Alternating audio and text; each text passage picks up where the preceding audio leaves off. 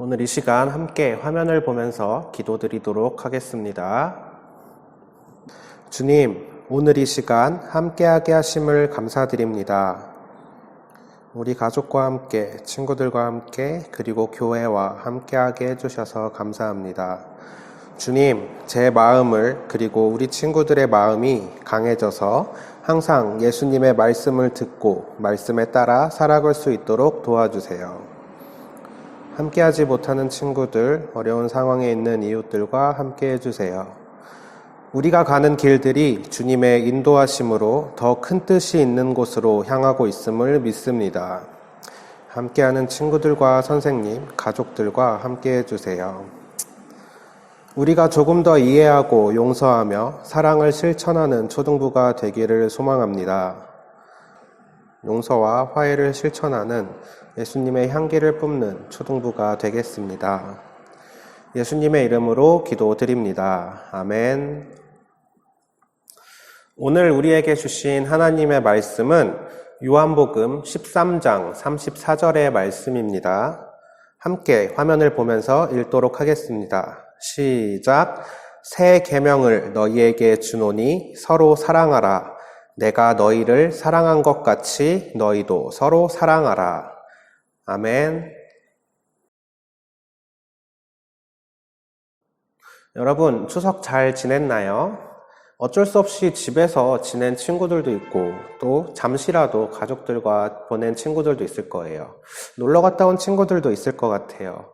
근데 가장 중요한 거, 맛있는 음식은 많이 먹었는지 모르겠습니다. 오늘은 우리가 함께 사랑의 계명이란 제목으로 말씀을 나눠보고자 합니다. 예수님께서 십자가에서 돌아가시기 전에 정말 신기한 일을, 대단한 일을 행하셨어요. 바로 제자들의 발을 예수님의 손으로 직접 씻겨주신 것이죠. 그리고는 오늘 말씀인 요한복음 13장 34절 말씀을 하셨습니다. 새 계명을 너희에게 주노니 서로 사랑하라. 어떻게 사랑하라고 하셨나요? 내가 너희를 사랑한 것 같이 너희도 서로 사랑하라. 아멘.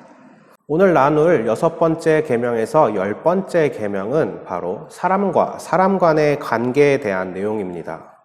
6번째 계명이 무엇인가요? 살인하지 말라입니다. 어느 나라든 어느 민족이든 또 법이 있는 어느 곳에서나 살인을 봐주는 경우는 없습니다. 10계명에서도 하나님과의 관계에 대해서 가장 먼저 얘기하고 또 부모님에 대한 공경에 대해서 먼저 나오지만 사람 간의 관계에 있어서 가장 먼저 나오는 것이 살인, 이 생명에 관한 내용입니다. 그런데 여기서 나오는 살인은 단지 사람을 죽이는 것만이 살인이라 하지 않습니다.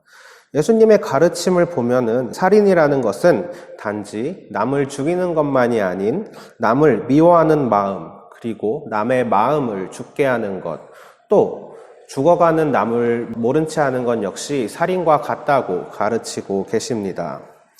그렇기 때문에 이 6번째 계명은 다른 사람의 생명, 그리고 그 사람의 소중함, 그리고 가족, 친구, 이웃의 마음까지도 우리가 사랑해야 한다는 것을 전해주고 있습니다. 나아가서는 하나님이 지으신 모든 생명, 자연까지 사랑해야 한다는 그런 내용을 담고 있죠. 모든 생명, 마음을 사랑하기 위해서 필요한 것은 무엇일까요? 바로 용서와 화해입니다. 용서와 화해를 하려면 어떻게 해야 되나요? 이해해야 합니다. 우리는 남을 이해할 수 있을 때, 나와 다른 사람을 이해할 수 있을 때 그를 용서하고 또 화해할 수 있는 겁니다. 여러분, 기억하고 있나요? 2 더하기 2는 몇이죠? 4 아닙니다. 2 더하기 2는 사랑입니다. 이해하고 이해하면 사랑할 수 있습니다. 7번째 계명은 간음하지 말라입니다. 쉽게 말하면 바람피지 말라는 뜻이. 그런데 이 계명은 한 가족을 지키기 위한 계명이면서도 사회를 지키기 위한 계명이고 또 그 옛날 이혼하게 되면은 혼자서 살아갈 수 없는 여성들을 지키기 위한 법이기도 했습니다. 하지만 이 간음하지 말라라는 이 계명은 시간이 지나면서 이혼한 여성들 혹은 남편이 죽은 여성들을 죄인으로 만드는 법으로 변해가기 시작했습니다. 잠시 오늘 읽은 요한복음 말씀을 보면 바리새인들은 예수님께 한 여인을 끌고 갑니다. 그리고는 예수님께 말하죠. 선생님, 이 여자가 간음을 행하고 있습니다. 법에 따라서 죽여야지 않겠습니까? 이런 질문을 했습니다. 예수님은 뭐라고 답하셨을까요? 정말 유명한 말씀입니다. 요한복음 8장 7절 말씀 함께 읽어보겠습니다. 그들이 다그쳐 물으니 예수께서 몸을 일으켜 그들에게 말씀하셨다. 너희 가운데서 죄가 없는 사람이 먼저 이 여자에게 돌을 던져라. 십계명 그리고 예수님의 가르침들은 이 간음하지 말라는 법 그리고 이 다른 법들이 만들어진 이유가 단지 죄를 묻기 위한 것이 아닌 생명을 지키고 우리가 가진 죄보다 더 중요한 걸 담고 있다는 걸 알려줍니다. 아무도 여성에게 돌을 던지지 못했고 예수님 주변에 마지막에 남은 사람은 결국 여성 한 명뿐이었습니다. 그리고 예수님은 말씀하셨어요. 나는 세상의 빛이다. 나를 따르는 사람은 어둠 속에서 다니지 아니하고 생명의 빛을 얻을 것이다. 8번째 계명은 무엇인가요? 도둑질하지 말라입니다. 출애굽기 22장 27절에 보면 이렇게 나와 있습니다. 그가 덮을 것이라고는 오직 그것뿐이다. 몸을 가릴 것이라고는 그것밖에 없는데 그가 무엇을 덮고 자겠느냐? 그가 나에게 부르짖으면 자애로운 나는 들어주지 않을 수 없다. 아멘. 8번째 계명이 말하는 도둑질은 여러 가지를 포함하고 있어요. 우리가 잘 아는 도둑질도 있고요. 남에게 빚을 씌운 다음에 그 빚을 억지로 받아내려는 것 역시 도둑질에 해당합니다. 또 어려운 이웃에게 있는 얼마 남지 않은 것들, 사람들이 살아가는데 꼭 필요한 것들을 빼앗아가는 것 역시 도둑질이라고 말하고 있습니다. 그리고 방금 읽은 구절에서의 옷은 한 가족의 생명을 보호하는 중요하고 가장 기본적인 것들을 이야기합니다. 이스라엘 사람들은 소유하는 것, 내가 가지고 있는 것들에 대한 생각이 조금 달랐습니다. 우리가 가진 모든 것이 하나님이 주신 것이고 원래 하나님의 것이며 어떤 물건이나 세상의 모든 것이 하나님이 우리를 위해서 잠시 빌려주신 것이라 생각하고 있었어요. 그렇기 때문에 땅에 대해서도 다른 사람에게 진 빚에 대해서도 일정한 시간이 지나면 모두 원래 자리로 그리고 모두 원래 주인에게 돌려주어야 한다는 특이한 그런 관습이 있었습니다. 하나님이 창조하신 원래 세계의 모습을 유지하고 또 사람들의 생명을 지키고 어려운 사람들에 대한 최소한의 생활을 보호해준다는 의미가 있었습니다. 9번째 계명은 무엇이죠? 내 이웃에 대하여 거짓 증거하지 말라입니다. 여러분, 증거, 증인, 증언은 어디서 쓰는 말이죠? 맞습니다. 재판에서 쓰는 말이죠. 거짓 증언하지 말라는 말은 그 당시 힘이 있는 사람들이 재판이나 어떤 문제에 있어서 자신의 힘을 이용해서 거짓말을 통해 진실을 숨기고 힘없는 사람들에게 함부로 하지 못하게 하는 그런 법이었습니다. 거짓 증거는 사회의 정의를 망가뜨리고 진실을 숨기기도 하고요. 결국 우리 사회의 생명을 위험하게 하고 또 한 사람의 생명까지 위험하게 할 수 있는 것이었습니다. 힘을 가진 사람들의 끝없는 욕심으로 인해서 우리 사회가 망가지고 또 잘못 없는 많은 사람들이 피해를 볼 수 있어요. 요즘도 몇 명의 거짓말, 또 거짓된 정보, 잘못된 정보를 통해서 우리 사회가 많이 흔들리고 있는 것을 보면 이 9번째 계명은 정말 중요하다고 다시 느껴집니다. 10번째 계명은 내 이웃의 집을 탐내지 말라입니다. 여러분, 이런 말이 있습니다. 사촌이 땅을 사면 땡땡하다. 사촌이 선물을 받으면 여러분은 어떤 기분입니까? 이웃이 잘 되는 것을 시기하고 질투하는 마음의 표현이죠.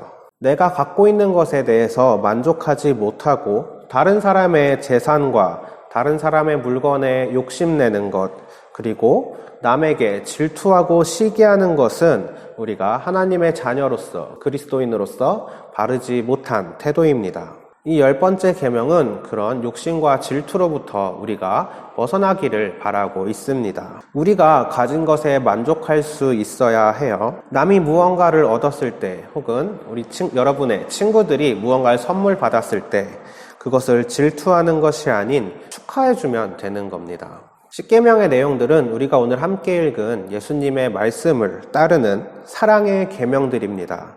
예수님은 이런 말씀을 하셨어요. 너희는 사람이 정한 기준을 따라 심판한다. 하지만 나는 아무도 심판하지 않는다. 예수님의 말씀입니다. 예수님께서 간음한 여인을 심판하지 않으신 것처럼 용서와 화해를 위한 계명이고 평화로운 세상을 위한 법들인 것이에요. 이렇게 우리를 사랑하셔서 만드신 계명과 또 주시는 말씀들을 따라서 우리도 우리 가족과 혹은 친구들과 지내면서 조금 더 이해할 수 있는 초등부가 되기를 바랍니다. 그렇게 사랑을 시작할 수 있기를 바랍니다. 하나님의 사랑, 예수님의 사랑은 특정한 사람, 특별한 나라를 위한 것이 아닌 우리 모두를 위한 것이고 십계명은 그 사랑을 실천하는 방법을 우리에게 전하고 있습니다. 우리 한번 따라해보고 마치도록 하겠습니다. 2 더하기 2는 4. 이해하고 이해하면 사랑할 수밖에 없습니다. 아멘. 친구들 반갑습니다. 지난 주일 예배는 우리 하은이와 혜은이, 서연이, 성현이, 동호, 시은이, 예은이, 세린이가 예배 인증 사진을 보내줬어요. 우리가 간식 대신에 카카오 기프티콘을 보내주었고요. 이번 주에도 다른 간식 기프티콘을 보내드릴 예정입니다. 그런데 이런 내용이 있었어요. 이 정도 인증하면 되나요? 네, 어떤 방식도 상관없습니다. 다 좋습니다. 근데 손글씨가 조금 더 좋기는 해요. 또 가장 좋은 건 예배 드리는 모습을 찍어서 보내주시면 우리가 직접 간식을 나누지는 못하지만 카톡으로라도 간식을 나누었으면 좋겠습니다. 마이구미 인증사진까지 보내주면 정말 좋겠습니다. 오늘 말씀을 써서 선생님들께 보내주시면 됩니다. 그럼 우리 초등부 친구들 안녕. 하늘에 계신 우리 아버지, 아버지의 이름을 거룩하게 하시며 아버지의 나라가 오게 하시며 아버지의 뜻이 하늘에서와 같이 땅에서도 이루어지게 하소서. 오늘 우리에게 일용할 양식을 주시고 우리가 우리에게 잘못한 사람을 용서하여 준 것 같이 우리 죄를 용서하여 주시고 우리를 시험에 빠지지 않게 하시고 악에서 구하소서. 나라와 권능과 영광이 영원히 아버지의 것입니다. 아멘.